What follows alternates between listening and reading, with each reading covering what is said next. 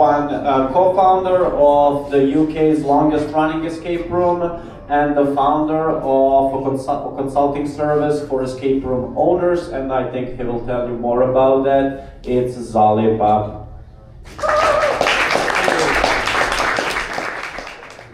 Today I'm going to talk about going on vacation, because I know it's something of a bit of a problem that too many of us live and breathe escape rooms non-stop.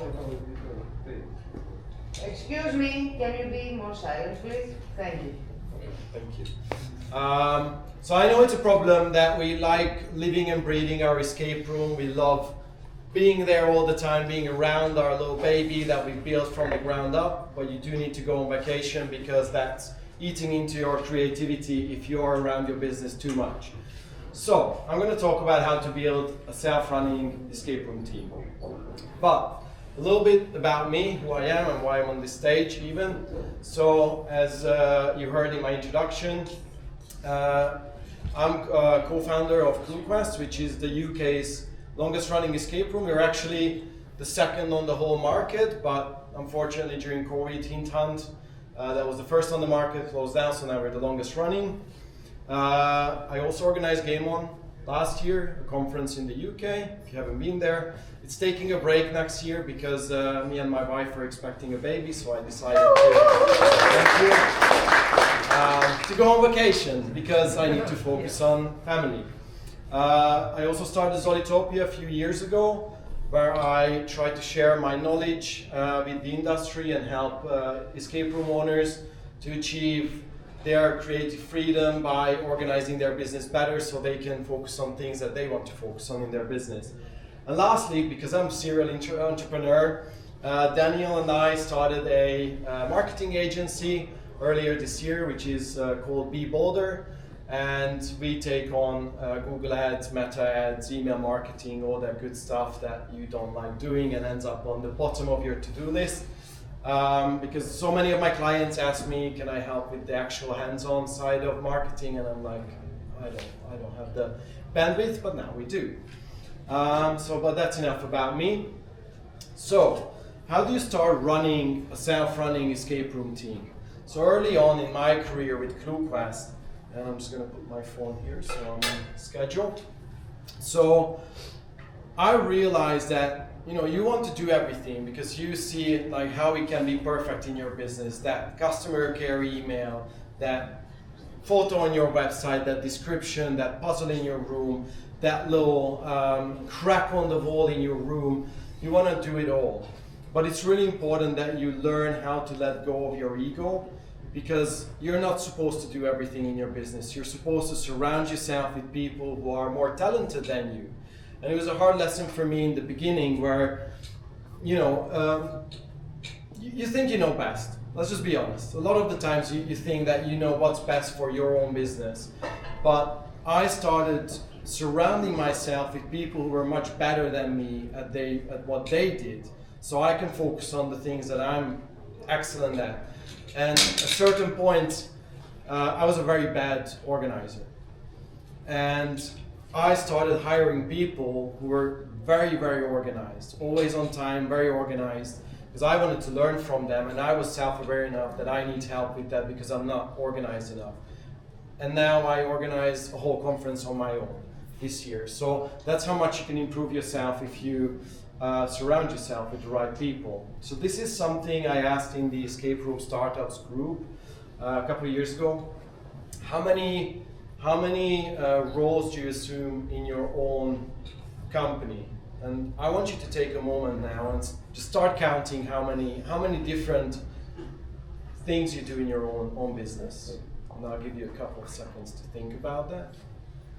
So the result here was, with almost 100 owners voting in this questionnaire, in this poll, that on average, they take on 8 different responsibilities in their business.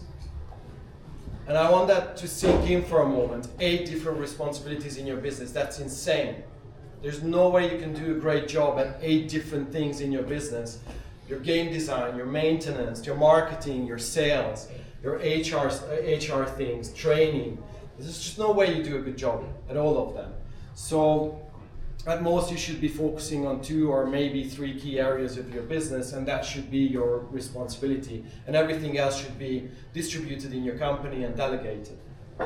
So you should proactively ask for help in your team. And to do that, I came up with this little circle of trust. How you can do that. So the first step is that you delegate, and you proactively do that. So you go to your employees and you say, hey, I need help with this, I need help with that. You also need to structure your tasks quite well. So you need to give them a proper brief, right? So just imagine like a marketing brief. You are tasking someone to create a brochure for you. You wouldn't just say like, hey, I need a brochure. You tell them, I want this or that on that brochure. Like, give them the guarding rails or the boundaries of what needs to be done. Once you do that, don't interfere. I've seen that so many times when people are like standing over their shoulders, their employees, and like, oh, maybe like push that to the side a little bit, or push, like we need another word there. But don't do that. Just don't interfere. Give them the trust that they're capable of doing that task, because they can figure it out. It's not going to be exactly how you would have done it, but it's probably just going to be as good, maybe sometimes even better. So don't interfere with what they're doing. If they come to you for input, like obviously give them input. It's not like, oh, you're on your own, I don't want to deal with this. Give them input, let them fail and make mistakes. It's super important that you let the people around you make mistakes, because that's what they're going to learn from, and then you can be their safety net, that you can step in and help them to kind of break through the problem that they're facing. But ideally, you want to tell them like, hey, I want you to come to me if you need input. I'll give you input. I'm not going to come and like watch over your shoulder. And then you can give them another task. You can give them feedback how they've done with that task, and then you can kind of go around this circle again and again to make sure and build their confidence that they are a valuable member of your staff and they can do what helps the company overall. So I know this all sounds great, but how this is going to help you to build a team and go on vacation ultimately. So there are 7 different building blocks of creating your self-running escape room team and delegation to your team. We're gonna go through the bottom layer in more detail. I'm also gonna talk about the top layer. So the first one is running games, and usually that's the one that people delegate in their company, because out of necessity, I guess, because this is something that if you have 5 rooms, you obviously can't be at 5 different places. So that's the very first thing that people delegate. But even when it comes to delegating running games, through my consulting work, I've worked with so many owners that hired me to help with their sales and marketing. And I usually dig a little bit deeper, because I'm a firm believer that there's not enough marketing on the world, that if your company is struggling at different key areas in your business, if you're bringing in those players, if they're going to bump into an issue that their problem is not dealt with, if there is something broken, it doesn't matter how much marketing you're doing, because you will have to like keep bringing in new staff members. So I a lot of the times end up working on this side of their business instead of marketing, because this needs to be fixed before you can really push for sales and more bookings. So the key points that you need for a self-running operational team is you need a detailed GM manual. You really need to write down in detail what they're supposed to do. It's not like, and it's not the codes, it's not how the game flows, that's not what they're supposed to do. I mean, that's something they learn as part of their training, but you want to write down in detail that these are our team types, for example. we get the birthday groups, we get the enthusiasts, we get the multi-generational family, and then you detail out, like, if you get an enthusiast group, this is how the briefing goes. If you get a birthday with small kids, this is how the briefing goes. You give them different avenues, you prepare them for all the different situations, and this needs to be written down. It's your brand, after all, so you have to stay in control of how your brand is presented to your customers, and this needs to be written down in details. And just to give you an idea, like, this document is anywhere between 20 to 40 pages of detailed bullet points and flow charts and explaining what happens at different stages of the operation of the business, or the behind the scenes and everything. And this 20 to 40 pages usually doesn't even include the policies and processes you have in your company. You need a policy for how they are supposed to ask for holidays. What happens if someone needs to be disciplined? That's like you need to know the different stages of how disciplinary happens in your company, because as your company grows, it just starts to become chaos. Like, when you have a small team, like 3 or 4 people, you kind of stay in control, you know what's going on. But as soon as you have 10 plus people, this all becomes chaos. When there is someone who needs to be disciplined because they are like repeatedly late to their shift, for example. You need to have a procedure in place, how they're going to be disciplined and how it's going to escalate in the chain of command, and maybe lead even to dismissal if they are that bad of an offender of being late to their shifts. So you need all these policies. You need to performance manage your team constantly, and just to give you a few ideas what you can performance manage them on, like timekeeping is one of them. They need to be checked in at least every 6 months. How are you doing for your timekeeping? How are you doing for your named reviews? How are you doing for your resets? Are you doing the resets correctly? By the way, you need a perfect reset documentation for each one of your rooms. Every client I work with, we create this document where down to the centimeter we have everything where it needs to go in the room. Because that's the product. That's how it's supposed to look. That's where people are supposed to find certain objects in the room. That's the perfect place for it. So it's super important to have all this documentation and then performance manage your team on it. And then you just quality check, which I was mentioning a second ago. You do quality checks regularly on your team if they're holding up that high standard that you want them to hold up in your business. So, that done. Although this is usually the one that people delegate, you can see that it actually has a lot of steps that you need to make sure that it's done correctly. So the next one is recruitment and training, which can be delegated. And for you to do that, you actually need all of this in place that I just talked about a second ago, because you shouldn't do the training, you shouldn't do induction training, you shouldn't do refresher trainings. Heck, if your company is big enough, you shouldn't even do hiring. I personally haven't run a game in our own escape room for 8 years, because we have staff to do that, and they do it better than I would, because they have the skills that's needed, they have the attitude to hang out with the customers. So what I usually recommend doing is attitude-based training. Skills, it's not important, because you can learn codes, you can learn a flow chart. What's really important is their attitude towards things. Are they willing to learn new things? Are they willing to self-reflect? And your escape rooms are the perfect place to do attitude-based recruitment, where you can have different categories, where it's basically a checklist where you watch your applicants, and then you kind of just do a checkbox whether they are communicating well, are they helpful to others, are they willing to step back when they don't know something, they're not brute forcing. So you really want to filter for their attitude, what kind of people they are, because that's something you can't change in someone. You can change their skills, you can teach them new things, but you can't change their attitude. Then you do induction, then you do probation. Only accept them into the team if they actually pass probation. It should be about 3 months. Each month you check in with them, how are you doing with your training, all of that. You have all the basic training modules, and that's where it really comes in all that documentation I was talking about, because they need to learn all these different things about your company, how this company is run. and then you can welcome them to the team. It's a simple process, actually.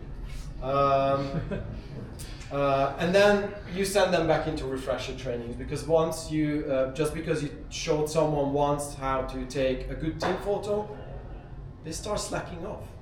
They start putting more ceiling into the photos, and you need to remind them, no ceilings. This is how you frame the photo. Let's do a refresher training.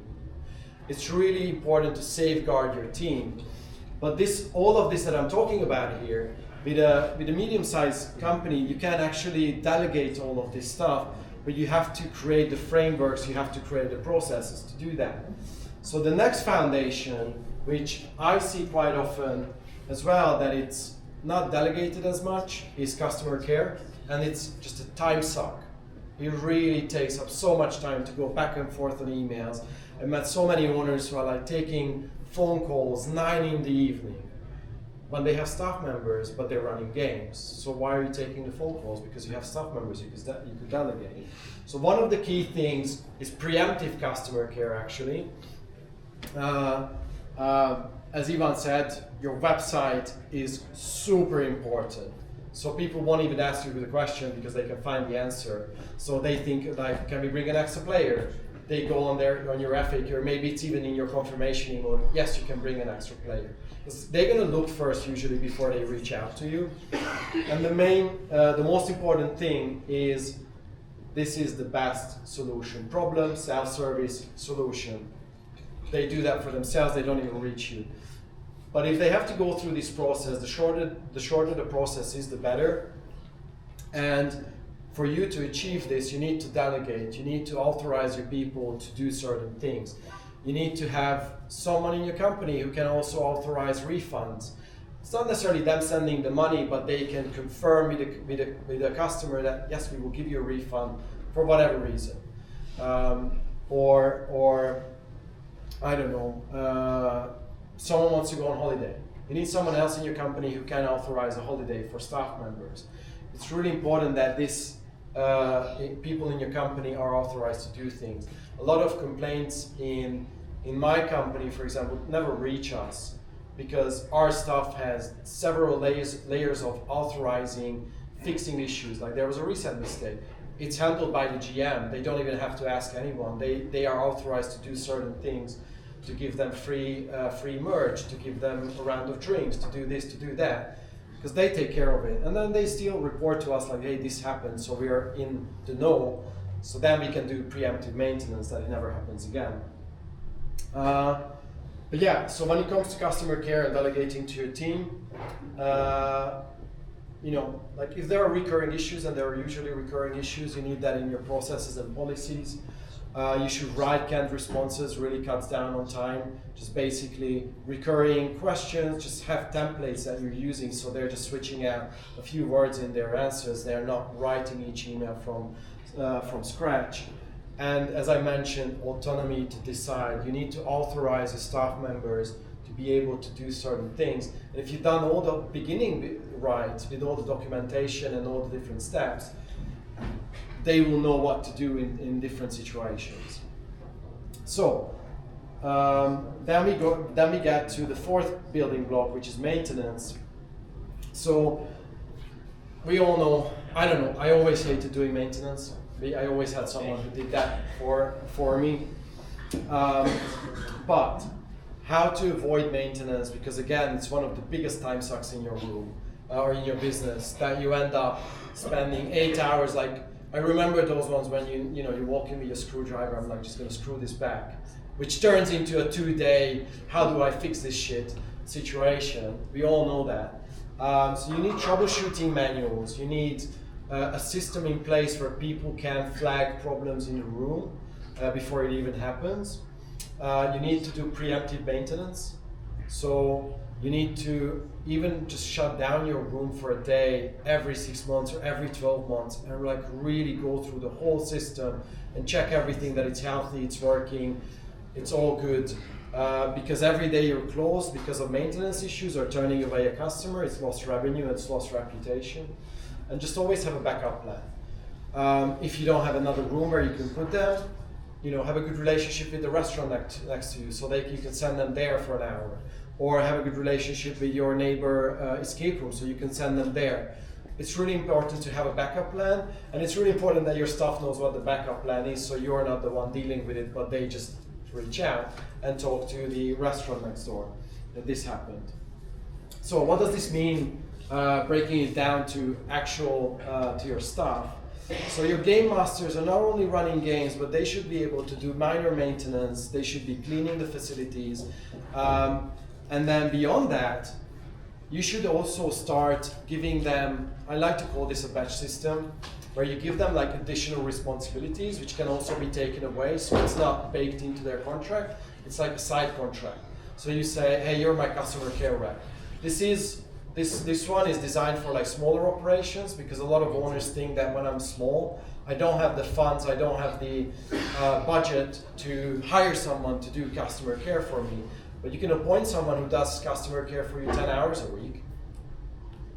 You can. So you can have them write emails, take phone calls, maybe even do marketing if that's in their skill set. But you should also start promoting your GMs. So there are different levels of GMs, not just you're a GM, but you could have senior GMs, and senior GMs could do the refresher trainings. Senior GMs could do more complicated maintenance or training staff members.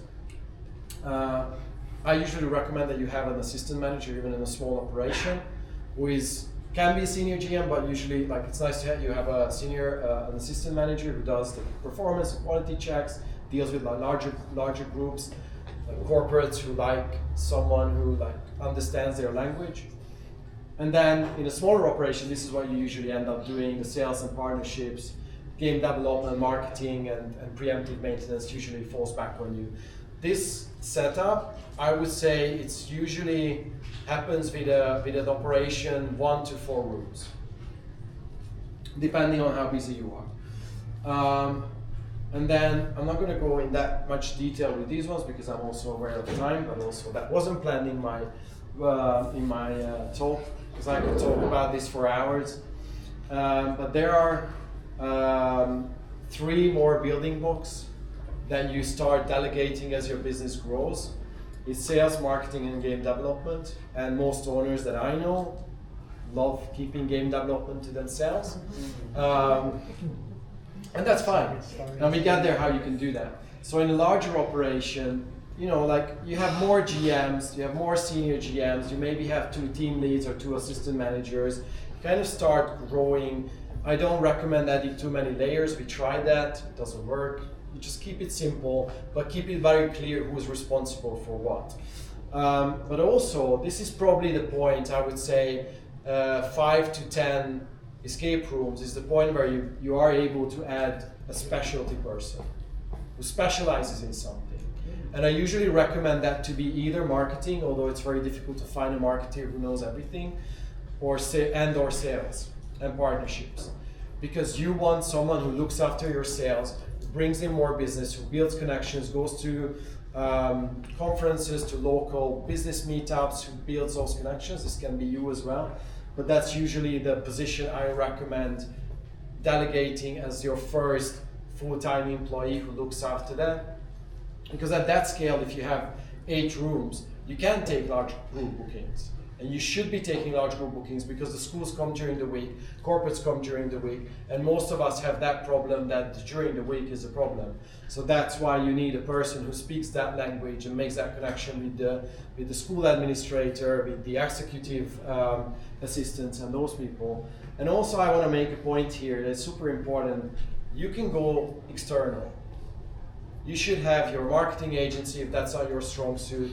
You should hire someone like me, not necessarily me, but someone who helps you in the field that you feel like you're struggling. I end up consulting so many owners so many times who are solo owners, and there's no one in their business that they can discuss on their own level, of like an owner level. So it's just important to recognize if you need help, and this is just a reminder that you can go external, you can buy that from the market. And you should, because it will make your business better. And that doesn't even need to be like dealt with you. Like you can have your salesperson to kind of talk to your marketing agency and get it sorted with them.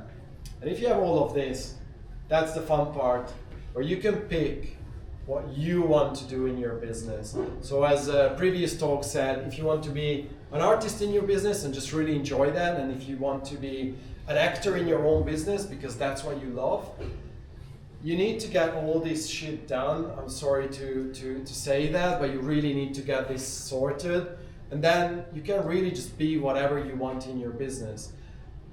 Because I built all of this in our business, I managed to step away from my own business, and it's run by my co-founders and the staff that we have, so I can, you know, go after my next career challenge and just do what I really enjoy doing. But there are some additional benefits in your team as well, because you shouldn't just create GM jobs, because if we are being very honest, sitting at the computer giving people the same clue after the same clue that you've given hundreds of times, it is not necessarily the most fulfilling career long term. So if you delegate to your staff, you start building careers. You're not just giving people jobs, but you're building a career path for them.